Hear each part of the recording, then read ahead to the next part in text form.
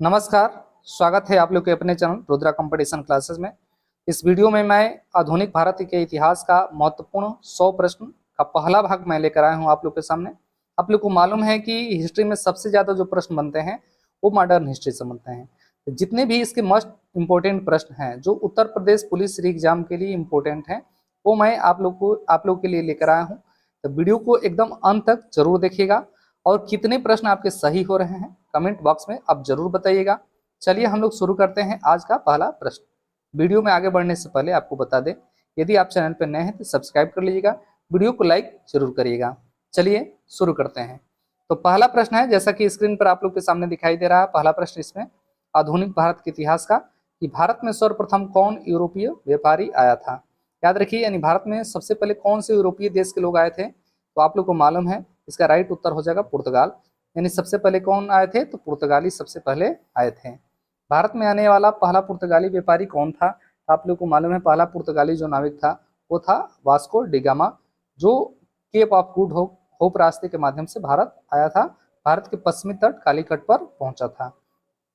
अगले प्रश्न पे चलते हैं। अगला प्रश्न है कि पुर्तगालियों ने बीजापुर के शासक यूसुफ आदिल शाह से गोवा कब छीना था। याद रखिए 1510 ईस्वी में जो है गोवा छीना गया था।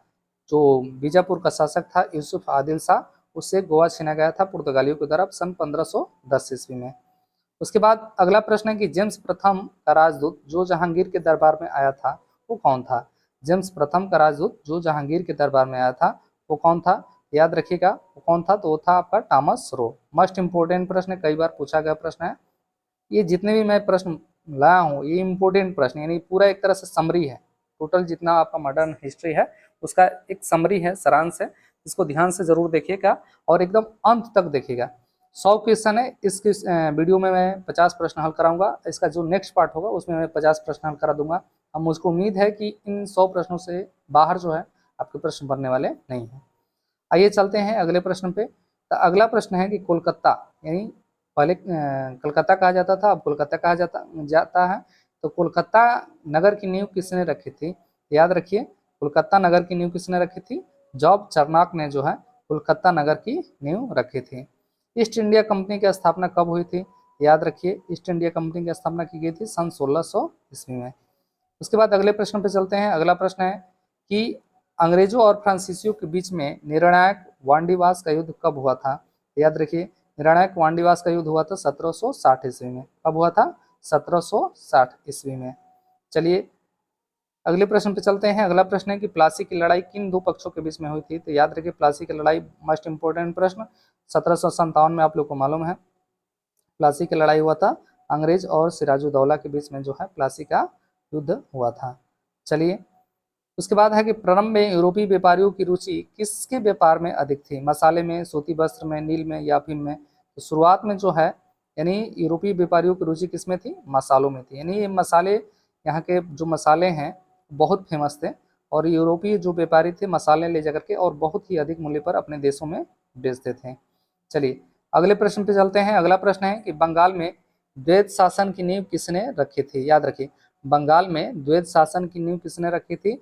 बंगाल में द्वैध शासन की नींव रखी थी रॉबर्ट क्लाइव ने। यानी ऑप्शन नंबर सी जो होगा आपका राइट उत्तर हो जाएगा। उसके बाद अगला प्रश्न है कि बंगाल में द्वैध शासन को किसने समाप्त किया था। याद रखिए बंगाल में द्वैध शासन को किसने समाप्त किया था, ये समाप्त किया था वारेन हेस्टिंग्स ने। किसने समाप्त किया था, वारेन हेस्टिंग्स ने। ऑप्शन नंबर ए आपका राइट उत्तर हो जाएगा। चलते हैं अगले प्रश्न पे। तो अगला प्रश्न है कि कलकत्ता में उच्च न्यायालय की स्थापना कब हुई थी। आप लोग को मालूम है 1773 के रेगुलेटिंग एक्ट के द्वारा जो है 1774 में जो है कलकत्ता में उच्च न्यायालय की स्थापना हुई। देखिए कहीं कहीं 1773 भी दे देता है, तो कंफ्यूज होने की जरूरत नहीं है। रेगुलेटिंग एक्ट 1773 के अंतर्गत 1774 में जो है उच्च न्यायालय की स्थापना की गई थी। चलिए अगले प्रश्न पे चलते हैं। अगला प्रश्न है कि सहायक संधि किसने लागू की। सहायक संधि किसने लागू की, आपके सामने चार विकल्प है, Lord Wellesley, Lord Dalhousie, Lord Curzon और लॉर्ड कॉर्नवालिस। तो सहायक संधि किसने लागू की थी, तो ये लागू की थी आपकी लॉर्ड वेलेस्ली ने। लॉर्ड वेलेस्ली ने सहायक संधि लागू की थी। मोस्ट इंपोर्टेंट प्रश्न है। उसके बाद है कि सहायक संधि पर हस्ताक्षर करने वाला पहला राज्य कौन सा था। याद रखिए सहायक संधि पर हस्ताक्षर करने वाला पहला राज्य था आपका हैदराबाद। ऑप्शन नंबर ए जो होगा राइट उत्तर हो जाएगा। उसके बाद अगले प्रश्न पे चलते हैं। भारत का प्रथम गवर्नर जनरल था, यानी भारत का प्रथम गवर्नर जनरल कौन था? ये था आपका लॉर्ड विलियम बेंटिक, यानी ऑप्शन नंबर सी जो होगा आपका राइट उत्तर हो जाएगा। लॉर्ड विलियम बेंटिक जो था भारत का प्रथम गवर्नर जनरल था।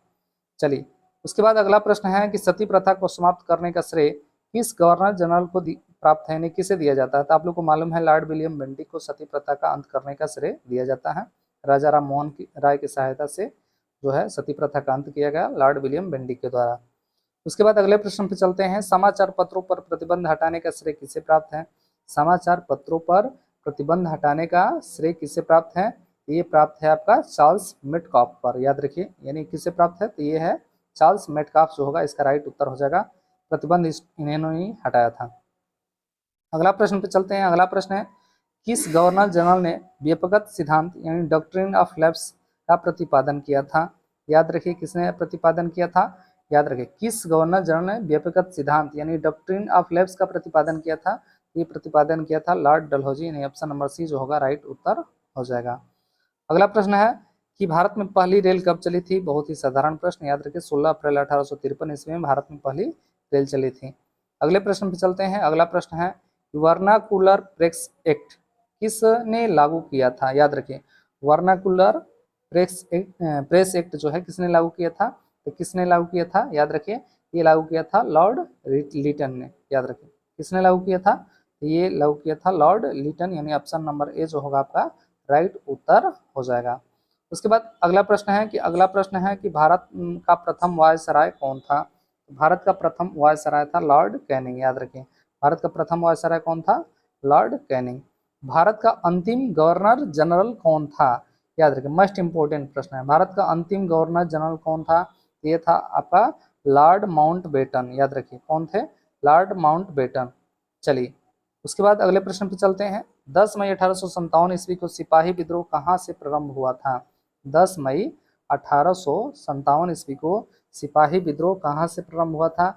ये प्रारंभ हुआ था आपका मेरठ से। कहाँ से स्टार्ट हुआ था? तो ये हुआ था आपका मेरठ से। अगला प्रश्न है कि मंगल पांडे ने किस सैन्य छावनी में विद्रोह किया था? ये किया था आपका बैरकपुर में। कहाँ किया था? बैरकपुर में। ऑप्शन नंबर ए जो होगा राइट उत्तर हो जाएगा। चलते हैं अगले प्रश्न पे। अगला प्रश्न है कि 1857 ईस्वी के विद्रोह के समय भारत का गवर्नर जनरल कौन था? याद रखिए, 1857 ईस्वी के विद्रोह के समय भारत का गवर्नर जनरल कौन था? तो भारत का गवर्नर जनरल उस समय था लॉर्ड कैनिंग, याद रखिए, ऑप्शन नंबर बी जो होगा राइट उत्तर हो जाएगा। उसके बाद अगला प्रश्न है कि बिहार में 1857 ईस्वी के विद्रोह में किस बिहार में 1857 ईस्वी के जो विद्रोह हुआ था, जिसे प्रथम स्वतंत्रता संग्राम भी कहा जाता है, इसका नेतृत्व किसने किया था? बहुत ही आसान प्रश्न, सबको याद होगा, कुंवर सिंह ने किया था। चलिए, कमेंट बॉक्स में बताइएगा कि लखनऊ से जो है 1857 क्रांति का विद्रोह किसके नेतृत्व में किया गया था। चलिए, उसके बाद है कि 1857 ईस्वी के विद्रोह के दमन के बाद मुगल शासक बहादुर शाह जफर को कहाँ निर्वासित कर दिया गया था? कहाँ निर्वासित किया गया था? ये किया गया था रंगून, ऑप्शन नंबर डी जो होगा राइट उत्तर हो जाएगा। उसके बाद अगला प्रश्न है कि 1857 ईस्वी के विद्रोह का तत्कालिक कारण क्या था? तो अब आपके पास कौन कौन से ऑप्शन है? सिपाहियों को विदेश भेजना, सिपाहियों के कान में कुंडल तथा माथे पर चंदा लगाने पर रोक, सिपाहियों को भत्ता न दिया जाना, सिपाहियों द्वारा चर्बी युक्त करतूस का प्रयोग करना, यानी ऑप्शन नंबर डी जो होगा आपका राइट उत्तर हो जाएगा। चलिए चलते हैं अगले प्रश्न पे। अगला प्रश्न है कि वहाबी आंदोलन के प्रवर्तक कौन थे? याद रखिए, वहाबी आंदोलन के प्रवर्तक थे सैयद अहमद, याद रखिए, ऑप्शन नंबर सी जो होगा आपका राइट उत्तर हो जाएगा। वहाबी आंदोलन के प्रवर्तक थे आपके सैयद अहमद। उसके बाद अगला प्रश्न पे चलते हैं। अगला प्रश्न है आप लोग का कि बंकिम चंद्र चटर्जी के उपन्यास आनंद मठ में किस विद्रोह का उल्लेख है? याद रखें, बंकिम चंद्र चटर्जी का जो उपन्यास है आनंद मठ, उसमें किस विद्रोह का उल्लेख है? तो उसमें उल्लेख है आपका सन्यासी विद्रोह का, याद रखें, ऑप्शन नंबर ए जो होगा राइट उत्तर हो जाएगा। इतने मैं प्रश्न आप लोग के लिए लेकर आया हूँ। यदि आपको वीडियो पसंद आ रहा है तो प्लीज लाइक करिएगा, कमेंट करके आप जरूर बताइएगा कि आपके कितने प्रश्न जो है इसमें से सही हो रहे हैं। ठीक है, चलिए चलते हैं अगले प्रश्न पे। अगला प्रश्न है कि ब्रह्म समाज के संस्थापक कौन थे? तो याद रखिए, ब्रह्म समाज के संस्थापक कौन थे? तो राजा राम मोहन राय, यानी ऑप्शन नंबर ए जो होगा राइट उत्तर हो जाएगा। अगले प्रश्न पे चल रहा है। अगला प्रश्न है कि शुद्धि आंदोलन किसने चलाया था? याद रखिए, शुद्धि आंदोलन किसके द्वारा चलाया गया था? तो ये चलाया गया था दयानंद सरस्वती के द्वारा। शुद्धि आंदोलन किसके द्वारा चलाया गया था? दयानंद सरस्वती के द्वारा। वेदों की ओर लौटो नारा किसने दिया था? तो किसने दिया था? स्वामी विवेकानंद ने, याद रखिए, वेदों की ओर लौटो, सॉरी, वेदों की ओर लौटो जो नारा है ये किसके द्वारा दिया गया था? स्वामी दयानंद के द्वारा जो है दिया गया था। चलिए उसके बाद अगले प्रश्न पे चलते हैं। अगला प्रश्न है कि 1893 ईस्वी में शिकागो में हुई धर्म संसद में भाग लेने वाले भारतीय आध्यात्मिक संत कौन थे? तो ये थे आपके Swami Vivekananda. Option number A जो होगा राइट उत्तर होगा। 1893 ईस्वी में इन्होंने शिकागो में विश्व धर्म सम्मेलन में भाग लिया था। अलीगढ़ आंदोलन किसके नेतृत्व में चलाया गया था? याद रखिए, अलीगढ़ आंदोलन किसने चलाया था? अलीगढ़ आंदोलन किसने चलाया था? आपके सामने चार विकल्प है। आगा खां, मोहम्मद अली जिन्ना, अब्दुल लतीफ और सैयद अहमद खां। ये चलाया गया था सैयद अहमद खां, यानी ऑप्शन नंबर डी जो होगा आपका राइट उत्तर हो जाएगा। उसके बाद है यंग बंगाल आंदोलन के प्रवर्तक कौन थे? याद रखिए, यंग बंगाल आंदोलन के प्रवर्तक कौन थे? Henry Vivian Derozio. याद रखिए कौन थे? हेनरी हेनरी विवियन डेरिजियो जो थे यंग बंगाल आंदोलन के प्रवर्तक थे। चलते हैं अगले प्रश्न पे। तो अगला प्रश्न है थियोसॉफिकल सोसाइटी का मुख्यालय भारत में कहाँ स्थापित किया गया था? ये स्थापित किया गया था आपका अडयार में। उसके बाद अगला प्रश्न है सत्यार्थ प्रकाश की किसकी कृति है? याद रखिए, सत्यार्थ प्रकाश जो है किसकी कृति है?